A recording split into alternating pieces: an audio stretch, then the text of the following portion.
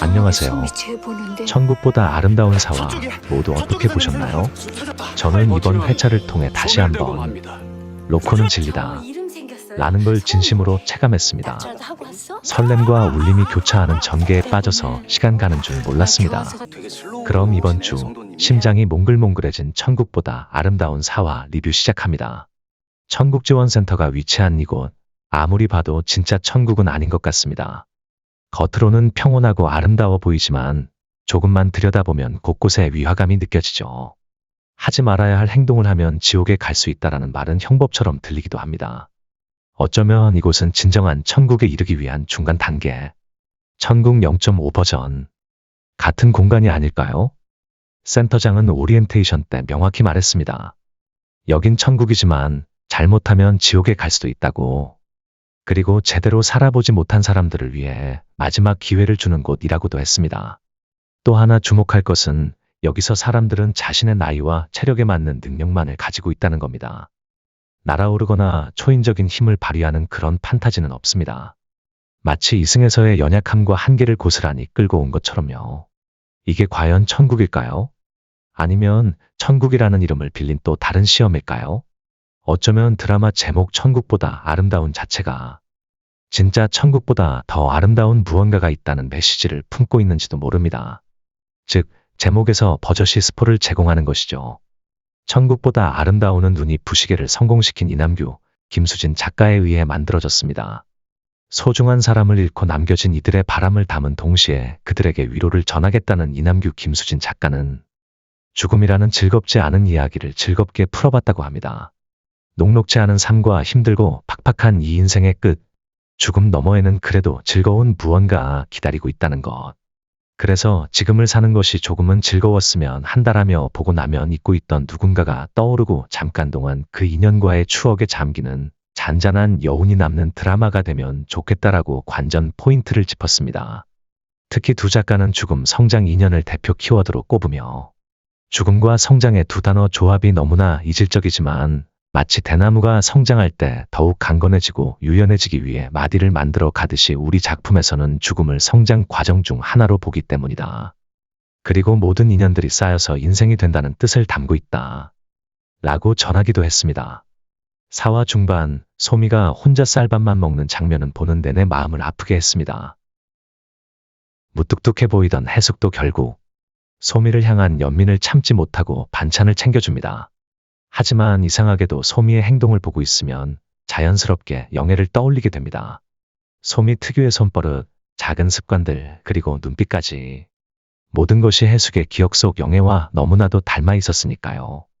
그래서 우리는 소미가 영애일 것이라고 믿게 됩니다. 하지만 충격적으로 마지막 장면에서는 진짜 영애가 지옥으로 걸어가는 모습을 목격하게 됩니다. 예고편에서는 자신의 삶에서 저질렀던 잘못 때문에 지옥으로 가게 된다는 뉘앙스를 풍기죠.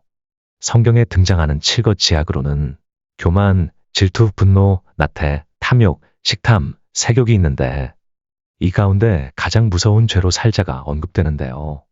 이는 인간의 본질을 위협하는 가장 치명적인 죄라고 합니다. 소미는 한때 이탈자로 의심받기도 했지만 이탈자 철진이 잡히는 장면을 통해 누명을 벗게 됩니다. 하지만 해숙이 소미를 보며 영애야 라고 부르는 그 순간 지옥을 향해 가던 영애가 뒤를 돌아보는 장면은 정말 소름 끼치도록 인상적이었습니다. 이제는 비슷한 아픔을 안고 살아왔던 해숙과 영애. 그런데 영애만이 지옥으로 가야 한다는 사실은 가슴이 미어질 정도로 안타까웠습니다. 소미는 항상 흐린 하늘을 봅니다. 다른 이들이 푸르고 맑은 하늘을 보는 것과는 대조적이죠. 소미는 단순한 존재가 아닙니다. 낙준, 해숙, 소냐 모두와 얽힌 복잡한 인연의 고리 속에 분명히 있습니다. 소냐는 소미를 보는 순간 이상한 반응을 보입니다. 기억이 없다는 소미를 은근히 떠보는 눈치였죠. 소냐는 본래 낯선 사람을 경계하는 성격인데 소미에게는 왠지 모를 친근감을 보입니다. 낙준도 이런 모습을 보고 이상하게 여깁니다. 왜 소냐가 저렇게 같이 있지? 하면서요. 여기서 저는 한 가지 가설을 세워봤습니다. 소미는 유산된 아이가 아닐까?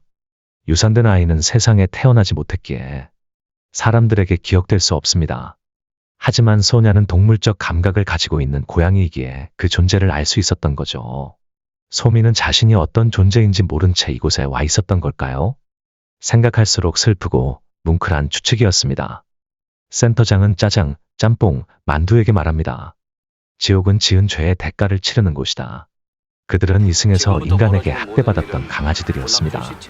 인간과 교감이 필요했던 존재들이었으나 천국에서만큼은 인간을 용서하고 마음의 평화가 오길 바라면서 서로 미워하는 것으로부터 벗어나라고 조언합니다.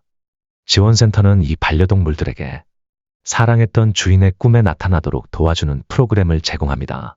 그것은 인간과 반려동물 모두에게 지나간 시간 속에서 서로가 소중한 존재였다는 마지막 인사를 건네주는 따뜻한 과정이었습니다.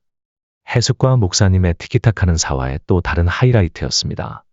처음에는 투닥거리는 말다툼 같았지만 회차가 거듭될수록 둘 사이에 알 수 없는 따뜻한 정이 스며들기 시작했습니다. 특히 해숙이 끓여준 라면을 먹으며 눈물 짓는 목사님의 모습은 그가 과거에 겪었던 크고 작은 상처들을 상상하게 했습니다. 부모가 자신을 교회 앞에 버리고 갔기에 그 부모를 기다리고자 목사가 되었다는 목사님. 그 힘들고 어려웠던 유년 시절에 분명히 라면은 한 줄기 희망이었을지도 모릅니다. 그런 맛있게 끓여진 따뜻한 라면 한 그릇 앞에서 무너지는 목사님 모습은 자신도 모르는 마음속 깊은 곳에 아련한 기억의 마지막 끈을 붙잡고 있는 듯해 가슴 아팠습니다. 목사님이 읽는 천국신문 기사에는 천국행 버스 중단 소식이 실려 있었습니다. 서로 간의 시간대를 넘어 과거와 현재 천국 사이를 연결하던 버스가 존재했지만 지금은 잠시 운행이 중단됐다고 합니다. 해숙이 어머니를 만나러 갔을 때는 센터장의 특별한 배려로 잠시 운행되었던 것. 그 사실을 알게 되자 센터장의 숨은 따뜻함이 더욱 크게 느껴졌습니다. 세상 모든 연결은 언젠가 끊어지지만 그 끈을 한 번이라도 잡도록 도와주는 사람이 있다는 건 정말 큰 축복 아닐까요? 동네 주민지원센터의 역할을 톡톡히 하는 모습이었습니다. 5화 예고편은 그야말로 심장을 움켜쥐었습니다. 포도알 6개를 모두 채운 해숙은 결국 지옥으로 떠나게 됩니다. 목사님이 울분의 찬 목소리로 왜 포도알이 5개냐고 외치는 장면은 절규처럼 들렸어요. 그리고 낙주는 사랑하는 해숙을 구하기 위해 지옥으로 뛰어들기로 결심합니다. 우리는 사랑하는 사람을 위해 과연 어디까지 갈 수 있을까요? 그 용기와 희생을 생각하면 벌써부터 가슴이 벅차오릅니다. 천국보다 아름다운 사화는 감정선, 반전, 상징, 그리고 인물 간 케미까지 모든 것이 촘촘하게 잘 짜인 회차였습니다. 사람과 사람 사이의 관계, 죽음을 대하는 태도, 그리고 삶의 마지막에서야 깨닫는 후회와 사랑을 정교하게 다뤘죠. 이 드라마가 말하고자 하는 죽음 뒤에도 남는 따뜻함이 시청자에게 잔잔하게 전해지는 듯했습니다. 이런 드라마는 엔딩이 아닌 시청자 마음속에서 계속 살아남게 되죠.